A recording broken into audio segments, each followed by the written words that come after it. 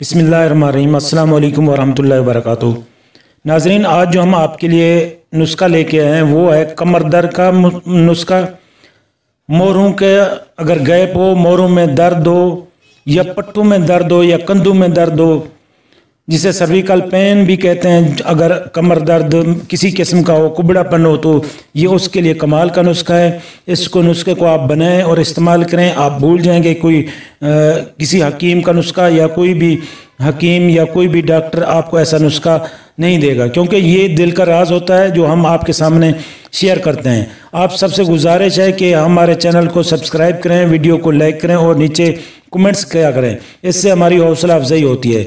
दूसरी बात यह है कि अगर आपको कोई नुस्खा या कोई चीज़, कोई प्रॉब्लम हो तो आप नीचे लिखें, तफसील से लिखें, हम इंशाल्लाह उस पर तफसीली वीडियो बनाएंगे। तो दोस्तों, अपना टाइम ज़ाया नहीं करते, चलते हैं अपने नुस्खे की तरफ। नुस्खे में आपने सबसे पहली चीज़ जो लेनी है वो कलवंजी लेनी है।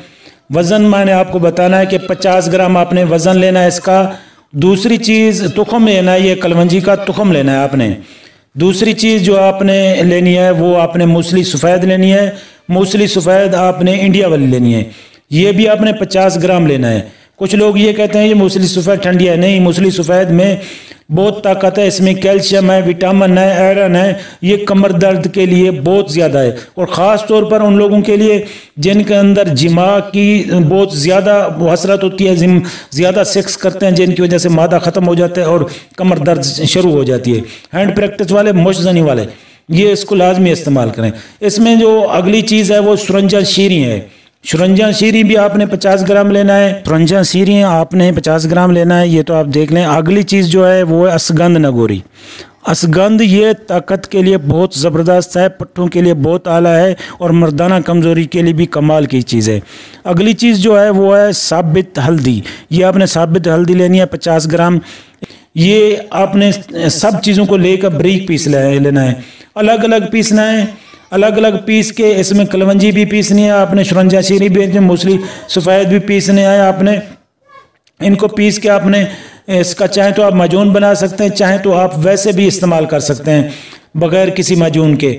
अगर आपने खुश्क इस्तेमाल करना है तो आधी चम्मच सुबह, आधी शाम इस्तेमाल करें, छोटी टी स्पून।